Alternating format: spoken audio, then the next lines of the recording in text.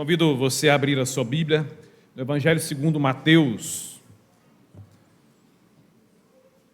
Evangelho segundo Mateus, no capítulo 20.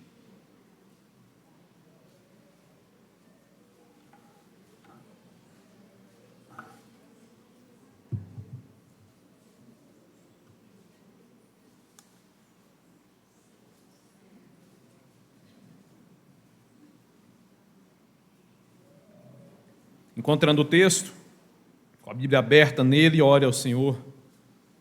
Peça ao Senhor para falar com você nessa noite.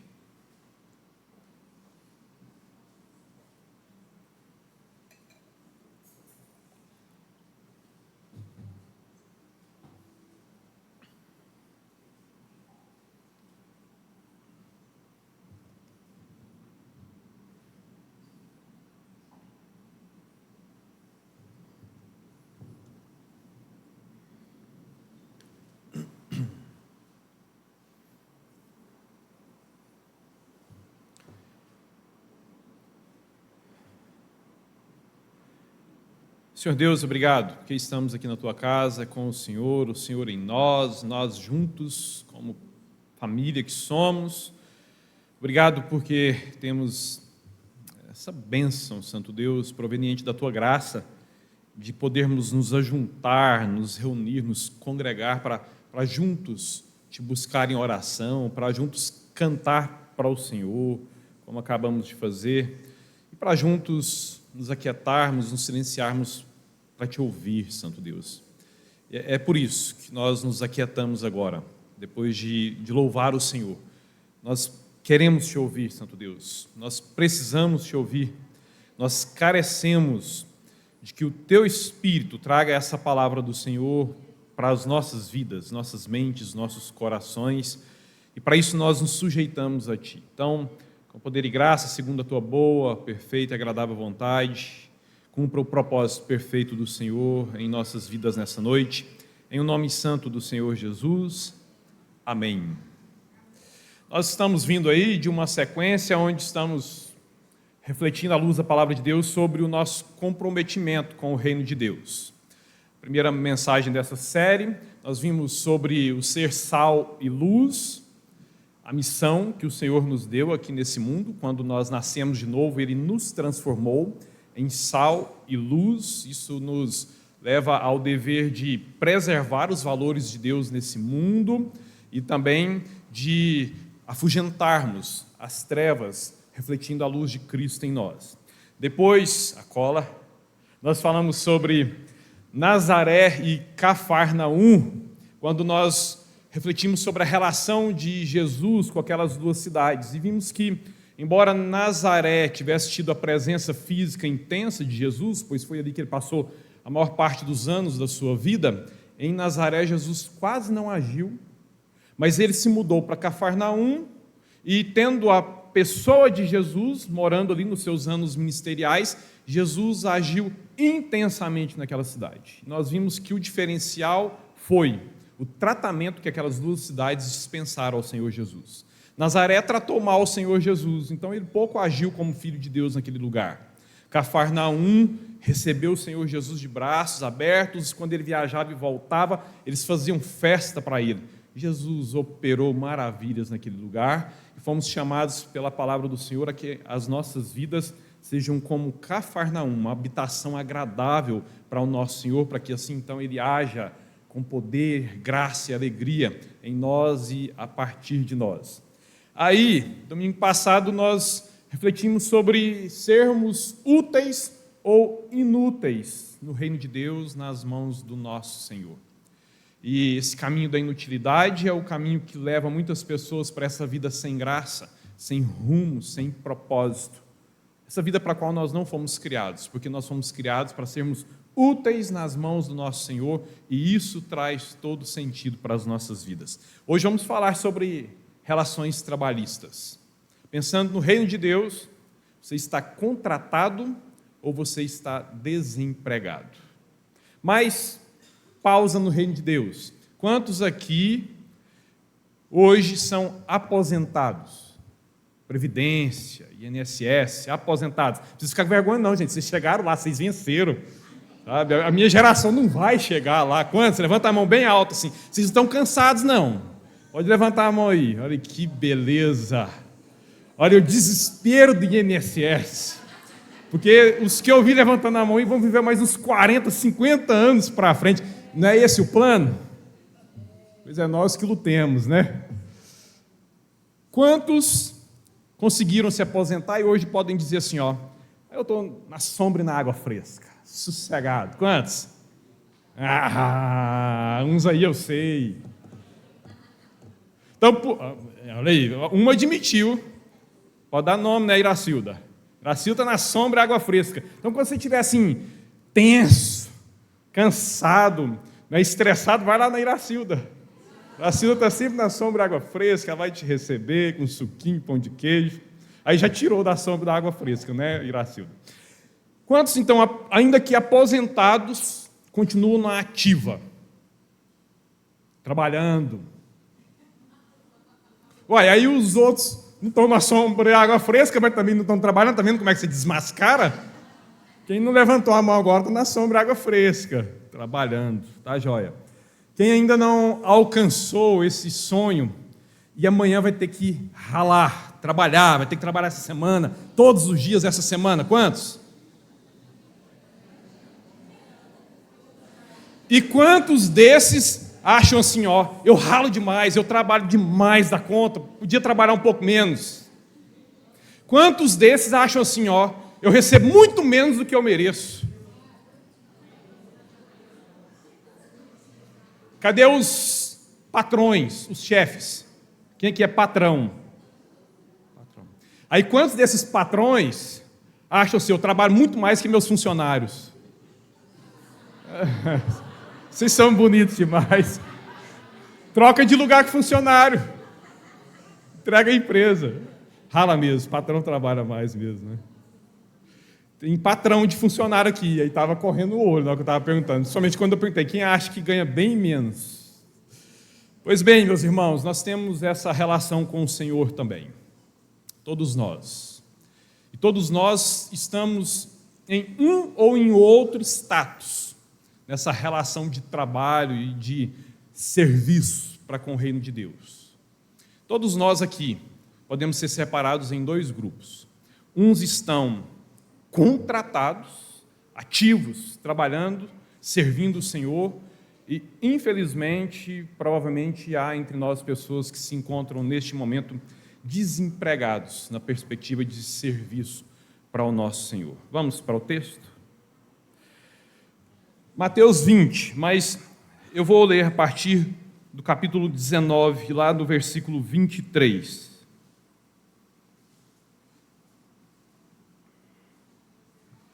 Esse texto traz um princípio que nos lança para o capítulo 20. Mateus 19, versículo 23.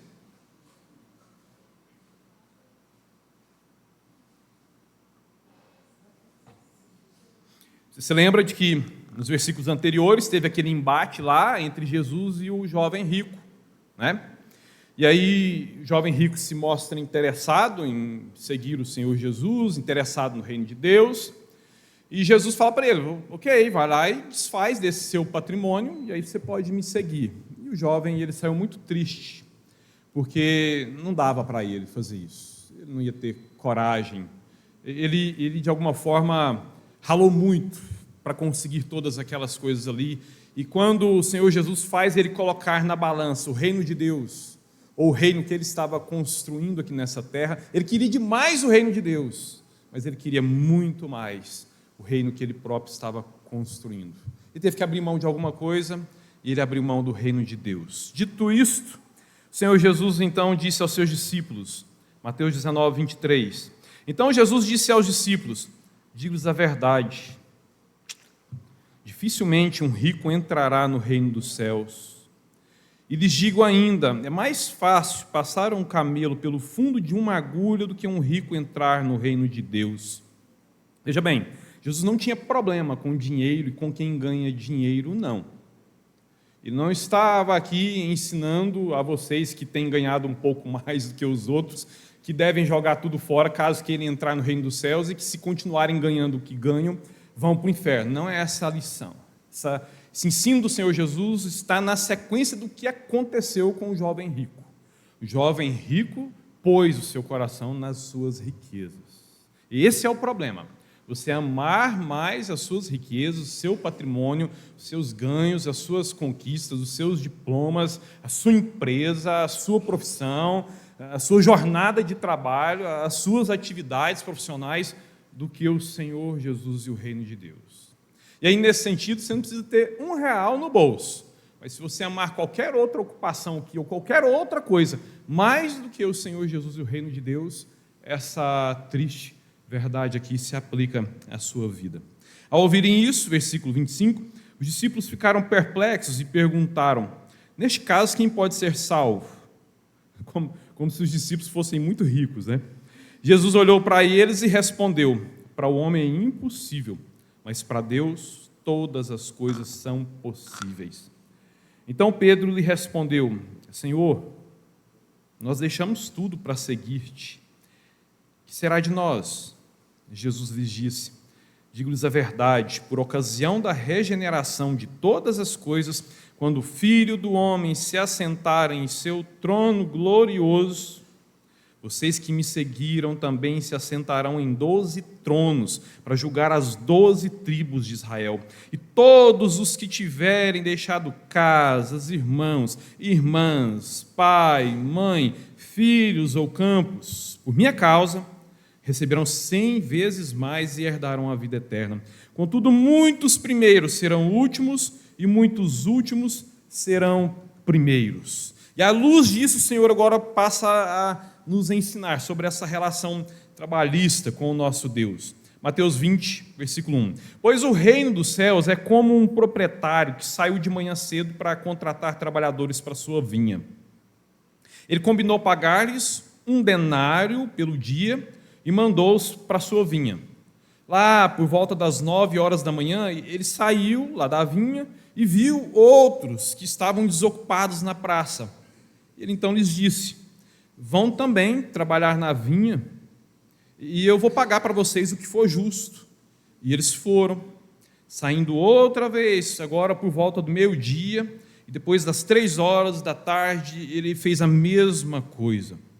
Saindo depois por volta das 5 horas da tarde, encontrou ainda outros que estavam desocupados e lhes perguntou: por que vocês estiveram aqui desocupados o dia inteiro? E eles responderam: porque ninguém nos contratou. Ele disse: vão vocês também lá trabalhar na minha vinha. Ao cair da tarde, o dono da vinha disse ao seu administrador: chama os trabalhadores e pague-lhes o salário, começando com os últimos contratados e terminando nos primeiros. Vieram então os trabalhadores contratados por volta lá das 17 horas, e cada um recebeu 1 denário. Quando vieram aqueles que tinham sido contratados primeiro, lá no comecinho do dia, natural, eles esperavam receber mais, mas cada um deles também recebeu 1 denário.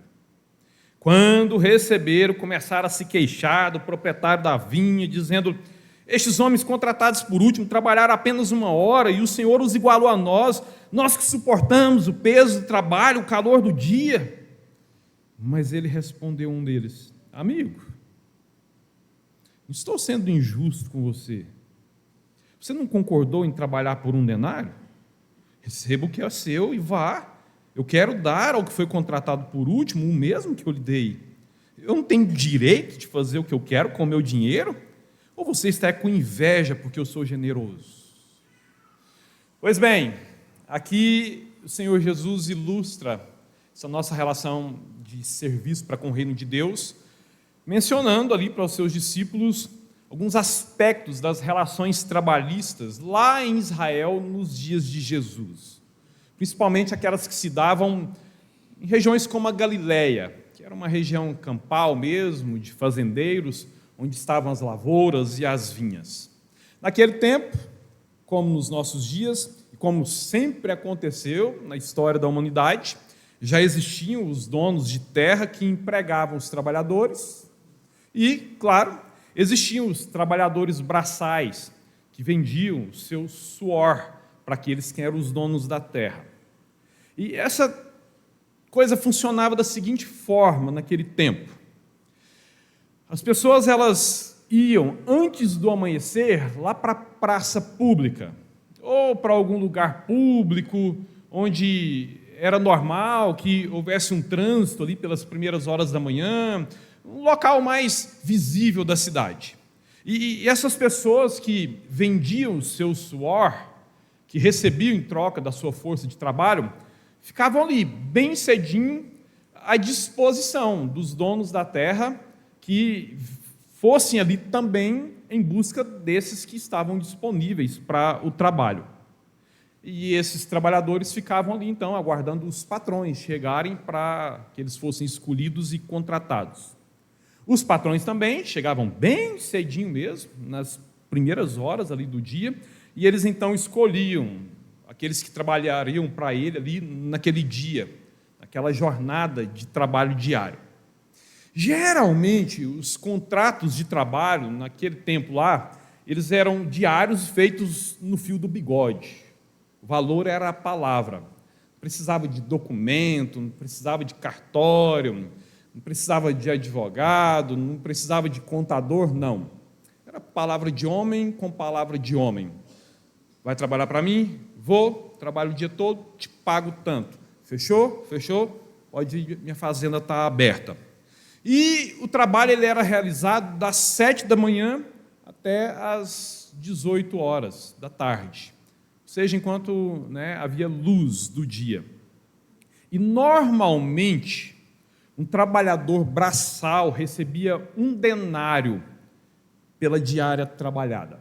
O denário, naquele contexto, naquela cultura, era um valor básico que permitia aquele trabalhador diarista levar comida suficiente para a sua casa. Ele não ia ficar rico, ele não ia ter luxo, mas se ele conseguisse trabalhar naquele dia, recebendo 1 denário, seria possível que ele levasse pão e coisas ali para a sua esposa e para os seus filhos comerem naquela janta e no dia seguinte. Se fosse hoje conversei com um entendedor aqui dessas relações trabalhistas, o irmão Joaquim, e a nossa lei diz que o trabalhador precisa ter pelo menos um salário mínimo, e o salário mínimo dividido em 30 dá R$47. Seria o denário dos nossos dias. Seria suficiente para a gente levar comida diariamente para casa? O negócio é que a gente pensa muito em luxo. Nós temos luxos que eles desconheciam naquele tempo. Para eles lá era suficiente. Como eu disse, ninguém ficava rico, ninguém tinha luxo, mas dava para comprar o pão nosso de cada dia, nos dai hoje. Eles não tinham, naquele tempo, a consolidação das leis do trabalho, a famosa CLT, que te vincula ao seu patrão, que te vincula aos seus funcionários. Mas eles tinham uma CLT muito superior. Eles tinham Levítico e Deuteronômio. E ali estavam as leis trabalhistas dadas pelo próprio Senhor Deus, para que patrões e trabalhadores pudessem ter bons relacionamentos. Aqui nesse texto, nós temos um patrão rico, dono de uma vinha, certamente uma grande vinha, a ponto de os filhos dele não serem suficientes para cuidar da vinha, levando ele a precisar desses trabalhadores diaristas, e ele saiu de madrugada para contratar trabalhadores lá para a sua vinha. E quando ele chega ali, na primeira hora do dia, entre 6 e 7 horas, ele sabia a quantidade de serviço que tinha para aquele dia, então ele sabia de quantos trabalhadores ele precisava para aquele dia específico. E ele, então, na primeira hora do dia, já contratou a turma de que ele necessitava para a lida daquele dia lá na sua fazenda, na sua vinha. E ali, de imediato, no fio do bigode, no aperto de mão, na força da palavra, patrão e funcionários acertaram que para aquele dia trabalhado, o patrão ia pagar para eles 1 denário. Trabalhando aquele dia e o próximo estariam garantidos. Sua família, sua casa teria pão, teria queijo, teria comida em casa. Só que aí, esse patrão recepciona os seus trabalhadores na sua vinha e, por alguma razão, ele precisa sair da fazenda e ir para a cidade. E quando ele passa lá na cidade, ele viu que vários homens, vários arrimos de família, vários pais de família, ainda não tinham sido contratados. Outros patrões chegaram junto com ele entre 6 e 7, mas não tinha em todas as fazendas ali, até aquele momento, serviço disponível, denários à disposição em troca de serviço de todos aqueles homens ali. E aquele homem percebe um grupo considerável de pais de família que provavelmente ficariam desempregados durante todo aquele dia. E ele então, olhando para aquela triste realidade, às 9 horas da manhã, ele vai contratar mais um grupo. Ele já tinha contratado o que ele precisava, às 7. Mas às 9 horas da manhã, ele não se dá por satisfeito, contrata mais um grupo e manda eles irem para a vinha. Aí ele precisa voltar na cidade de novo, às 12 horas. E ele passa e encontra ainda alguns homens que continuaram sem emprego. E ele manda aqueles homens irem para a sua vinha também. Já está com um grupo mais do que necessário para o serviço do dia. Mas ele volta às 15 horas da tarde. E ele volta às 17 horas, assim como ele fez às 7, às 9, às 12, às 15 e às 17. Ele também contratou novos funcionários para a vinha, para trabalharem naquele dia. Não era uma relação para um mês, não era para o trabalho do outro dia, era para o trabalho daquele dia. E ele combinou o preço justo com todos. Pela lógica, seria óbvio nós pensarmos que aqueles que foram contratados mais no final do dia deveriam ter o acerto submetido a uma razão proporcional.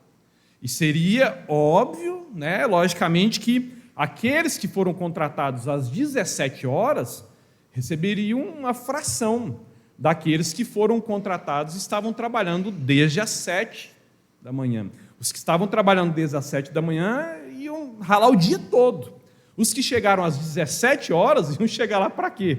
Para bater o cartão e ir embora para casa de novo, porque o expediente ia encerrar 1 hora depois, até porque ele os contratando às 17, até que eles chegam na vinha, eles chegam lá quase que para receber mesmo, e não para trabalhar. Então, pela lógica humana, é acerto proporcional. Se os que vão mais cedo receberão um denário, você faz o cálculo de horas e paga proporcionalmente para aqueles que vão trabalhar menos horas. E aqui, meus irmãos, nós temos um patrão justo e temente a Deus. O Senhor Jesus tinha contado sobre um rico que desprezou o reino de Deus. Agora ele já apresenta um rico que valorizava os preceitos do reino de Deus. Isso porque, quando esse homem termina o expediente, ele acerta com todos. E ao fazer isso, ele estava obedecendo às leis trabalhistas do seu tempo, que haviam sido determinadas pelo Senhor.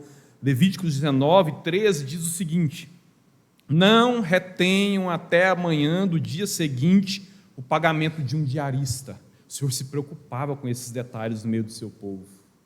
Ele sabia que o diarista ganhava só o dinheiro para comer do outro dia. E se o patrão não dá o salário no fim daquele dia, ele começaria o outro dia sem pão em casa. Então era lei do Senhor. Trabalhou, ofereceu para você uma diária, no fim do expediente, dá a diária, dá o denário para esse homem, para que ele possa, antes de chegar em casa, passar no comércio e levar comida para a sua família jantar, tomar o café no outro dia e almoçar. E assim fez esse homem. Terminado o expediente, por volta das 18 horas, ele chamou todos para acertar, obedecendo a lei do Senhor. E ele fez o acerto da seguinte forma: chamou o seu administrador e ordenou para ele: quando você for pagar esses homens, comece a pagar os que foram para lá às 17 horas, depois os que foram às 15, depois os que foram ao meio-dia, os que foram às 9, os que foram às 7, dos últimos para os primeiros. E aí, você que se lembra daquele tempo, quando a gente recebia na empresa, que hoje a gente recebe, cai tudo em conta bancária, mas a maioria aqui certamente se lembra daquela época em que a gente recebia na empresa, e aí fazia aquela fila em volta do patrão, na frente da mesa do patrão, todo mundo recebendo, todo mundo vendo os outros recebendo. E a turma estava aqui, nesse contexto, em que o denário, a moeda, o valor do denário estava sendo entregue para todos aqueles trabalhadores ali. E até na cabeça daqueles que chegaram às 17 horas, daqueles que chegaram às 15 horas, o entendimento deles era o seguinte: é claro, nós não vamos voltar com um denário para casa hoje, mas está bom, é melhor que nada. Às vezes não dá para levar 2 pães, dá para levar um pão, meio pão. Levar um pão é melhor do que levar nada. Mas quando eles chegam para o momento do acerto, surpresa para todos eles. Eles receberam um denário. Aqueles que trabalharam a partir das 17 horas, trabalharam menos de 1 hora, receberam como se tivesse trabalhado o dia todo. Festa, alegria. Eles que pensavam que o dia estava perdido, trabalham menos de 1 hora e ainda voltam com pão para casa. É claro, meus irmãos, nós sabemos que eles mereciam mesmo, proporcionalmente menos, na nossa razão humana, na nossa lógica humana.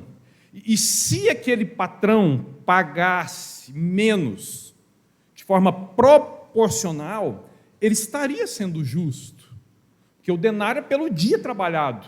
1 hora trabalhada, 3 horas trabalhada, é a fração de denário. Se ele paga parcialmente, ele continuaria sendo justo. Mas o que nós temos aqui, meus irmãos, é que aquele patrão, ele foi muito bondoso. Ele sabia que menos de 1 denário não levaria comida para casa daqueles homens. Ele sabia que se ele pagasse menos de 1 denário, todos aqueles homens que passaram o dia, ou algumas horas do dia servindo a ele, voltariam para casa com comida insuficiente para as suas famílias, para os seus filhinhos, para as suas esposas. Ele então deu para aqueles trabalhadores mais do que o que eles mereciam. Eles mereciam menos, mas ele, movido por misericórdia, por graça, por amor, deu para eles mais do que aquilo que eles mereciam. Imagina a alegria daqueles homens. Eles sabiam, eles não tinham dúvidas de que eles estavam sendo alvo de graça. Alguém estava agraciando eles, estava dando para eles algo que eles não mereciam. Estavam dando algo para eles, eles não trabalharam para ganhar 1 denário. No entanto, eles estavam com 1 denário no bolso. Alegria, gratidão, sentimento de terem sido muito abençoados, qual o olhar deles para aquele patrão. Quantos deles não gostariam de trabalhar para aquele mesmo homem no dia seguinte? E além de esse homem ser justo e temente a Deus, ele é também um Senhor muito, mas muito misericordioso mesmo. Porque de manhã, como eu já disse, muito provavelmente ele já tinha contratado todos os trabalhadores que ele necessitava. Como eu disse, ele sabia a quantidade de serviço, e ele sabia de quantos ele precisava. E ele não planejou ir contratando eles parcialmente ao longo do dia. Não, a ideia é que o serviço se desenrole bem, desde as primeiras horas do dia. E para isso a equipe tem que estar completa, já nas primeiras horas. Mas ele se compadeceu dos desocupados. Eu contrato uns aqui, meu vizinho está contratando outros, ainda 15 para 7, a turma vai trabalhar, certamente vai ter emprego, pelo menos para a maioria. Quando ele volta às 9, meu Deus, tem muitos aqui, tem pouco serviço na vila hoje, são muitos homens, eu vou contratar mais um pouco. Quem sabe algum outro volta e tem misericórdia também, faz um esforcinho e contrata mais uns outros. Ele volta às 12 e a turma está grande lá, e ele volta às 15, a turma ainda está lá às 17, ainda tem gente ali. Ele se compadeceu dos desocupados. Bonito nós pensarmos em que um homem faça assim para com outras pessoas, mas é extraordinário, meus irmãos, nós pensarmos que isso aconteceu conosco e acontece conosco o tempo todo. Deus faz assim o tempo todo comigo e com você. Salmo 103, o Senhor é misericordioso e compassivo, muito paciente e cheio de amor. Ele não repreende perpetuamente, nem conserva para sempre a sua ira. Ele não nos trata segundo os nossos pecados, nem nos retribui segundo as nossas iniquidades. Pois como o céu se eleva acima da terra, assim é grande a sua misericórdia para com os que o temem. Nós não merecemos nada da parte de Deus, mas o tempo todo Ele nos dá tudo de que nós necessitamos, mesmo sem nós merecermos. Você recebe graça abundante, você recebe dádiva, você recebe caprichos, você recebe até coisas das quais você não necessita para viver. Mas o Senhor, além de suprir as nossas necessidades, ainda faz agrados o tempo todo, sem merecimento algum da nossa parte. Quando o Senhor Jesus conta essa história, Ele está ensinando sobre a relação do nosso Deus e Pai para conosco diariamente. Antes, meus irmãos, de nós termos sido chamados pelo Senhor, todos nós estávamos desempregados na praça. No reino de Deus, ninguém aqui é dono de fazenda. No reino de Deus, ninguém aqui é patrão. Só tem um Senhor, dono do reino. E antes do Senhor ter nos chamado, todos nós éramos como aqueles homens desempregados na praça, esperando contar com a graça, esperando contar com o convite de alguém. Uma outra lição é que, assim como aquele Senhor não precisava daqueles que Ele contratou a partir das 9 horas, o Senhor também não precisa de você. O Senhor não precisa de mim, Ele não precisa de nenhum de nós.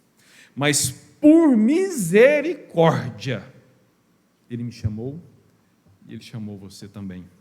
Nós estamos sendo o tempo todo muito agraciados por esse Senhor que não precisa de nós, mas que por amor nos escolheu, nos chamou e nos deu essa graça de servirmos a Ele, de estarmos ocupados, empregados no seu reino. Que Deus, meus irmãos, diante dessa consciência, abra os nossos olhos para nós enxergarmos a bondade dEle em nosso favor e mantenha no nosso peito corações sempre muito gratos, porque o tempo todo nós somos agraciados pelas ricas misericórdias do nosso Senhor, sem que Ele precise de nós e sem que nós mereçamos. Mas o texto ele também revela a nossa maldade humana. Se de um lado ele revela a graça, a benevolência, o amor, a bondade do Senhor, ele também revela a maldade do meu e do seu coração.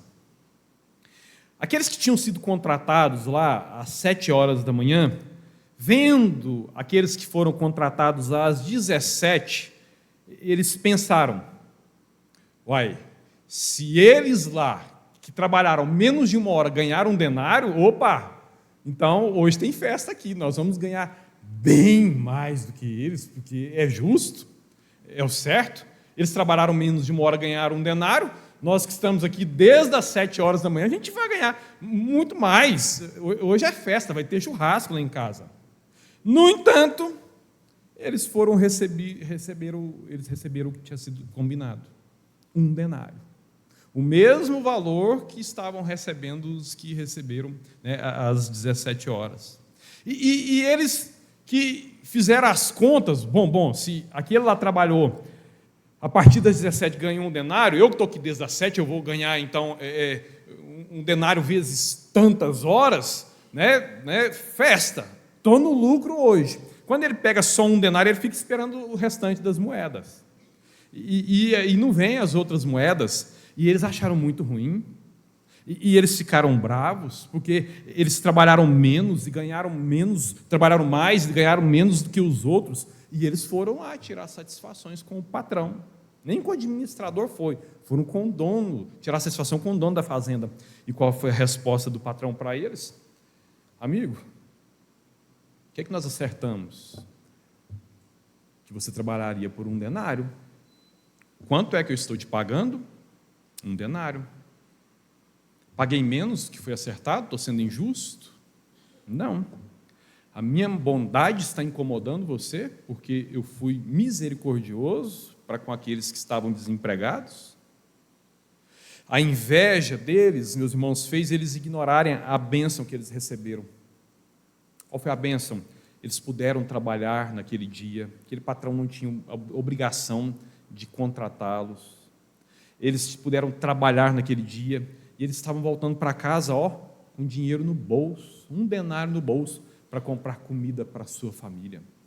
Bênção de Deus para eles, mas a inveja deles impediu de enxergar que estavam sendo agraciados pelo Senhor.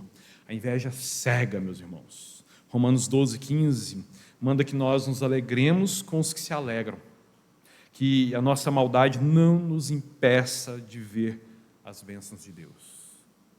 Porque muitas vezes nós ficamos no nosso ambiente vigiando as pessoas que estão sendo abençoadas. E quando nós avaliamos que uns estão sendo mais abençoados do que outros, nós nos fechamos para perceber que nós também somos abençoados. E aí a gente se torna cego, nos fazemos ingratos para com Deus, e ao contrário de nos alegrar com as bênçãos que nós também recebemos, nos fechamos amargos, contrariados porque o outro foi abençoado. Que Deus tenha misericórdia de nós e nos livre de sentimentos tão autodestrutivos assim. E uma séria reflexão para mim e para você a partir dessa lição do Senhor. Você pode ser a pessoa mais ocupada do mundo, como o jovem rico era. Mas se você ainda não serve o Senhor, se você não glorifica a Deus com o seu trabalho, você está desempregado e sem esperança na praça. Isso é muito triste. Esther 4:14, aquele episódio em que o rei havia decretado que mataria os judeus, então Mardoqueu, o primo de Esther, vai até ela, e chama a atenção para o motivo pelo qual ela havia se tornado rainha. E Mardoqueu então fala com a Esther: Esther, se você ficar calada nessa hora, você é a mulher do rei, o rei que decretou a morte do seu povo. Se você ficar calada nessa hora, de todo jeito, socorro e livramento surgirão de outra parte para os judeus. Ou seja, Deus vai livrar o povo dele de toda forma. Mas se você ficar calado, sabe o que vai acontecer? Você e a família de seu pai morrerão. Quem sabe, Esther, se não foi para um momento como este que você chegou à posição de rainha? Será que não foi para este momento, o momento em que você servir ao Senhor, intervindo nessa situação, foi que o Senhor colocou essa coroa na sua cabeça? Meu irmão, minha irmã, o que tem que ser feito, o Senhor fará, com ou sem você. O reino de Deus não para se você desistir, a obra do Senhor não morre se você ficar com preguiça, o evangelho não deixará de ser pregado se você emburrar, sabe? A obra do Senhor não para, a terra não vai deixar de girar, o plano redentor não receberá uma pausa, caso você pause no seu servir ao Senhor. Mas você tem o privilégio de que Ele faça com você. Essa é que é a bênção. Ele não precisa de mim, Ele não precisa de você, mas Ele está nos dando o privilégio de participarmos com Ele naquilo que Ele está fazendo no mundo em nosso tempo. Servir ao Deus Criador, meus irmãos, é um privilégio. Ser cooperadores do Senhor em sua obra é uma bênção. Por isso, essa palavra te convida nessa noite a que você diga para o Senhor: Senhor, eu sei que o Senhor está trabalhando, eis-me aqui. Eu sei que o Senhor não precisa de mim, mas, por favor, não me deixa de fora da sua obra. Me contrata, Senhor, e sirva ao Senhor com toda a alegria e com toda a dedicação da sua vida. Oremos ao Senhor. Ore por você. Ore, reflita sobre se você, no reino de Deus, está contratado ou desempregado. Se você está contratado, como é que você está servindo? Como aqueles homens lá que estavam fazendo as análises erradas, invejosos, murmurões.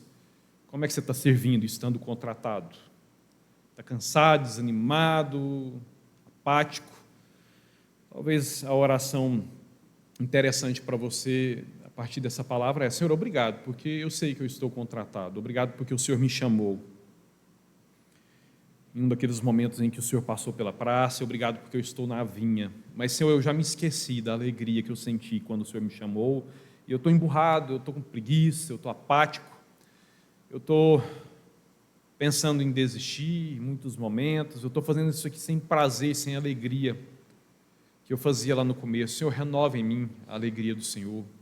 Aquela alegria que eu senti quando o Senhor me chamou, aquela alegria que eu senti quando eu comecei a te servir, renova em mim aquele prazer, essa satisfação. Me ajuda a me lembrar de que o Senhor não precisa de mim, mas se eu estou contratado pelo Senhor, isso é um privilégio. Muitos são chamados, mas poucos são escolhidos. E se você não está contratado ainda, não tem essa alegria de servir ao Senhor, não está participando do reino de Deus, quem sabe o fato de você estar aqui, o Senhor te trouxe para te colocar na praça e te chamar pelo nome nessa noite. Eu creio que foi por isso. E aí a oração propícia para você nessa noite é dizer: Senhor, eis-me aqui. Obrigado porque o Senhor me trouxe para a praça nessa noite. Obrigado porque o Senhor passou e mesmo sem precisar de mim, o Senhor olhou para mim e o Senhor me chamou para te servir. Eis-me aqui, Senhor. Leva-me com o Senhor para a tua vinha. Senhor nosso Deus e nosso Pai querido, nós te agradecemos porque estamos aqui nessa noite.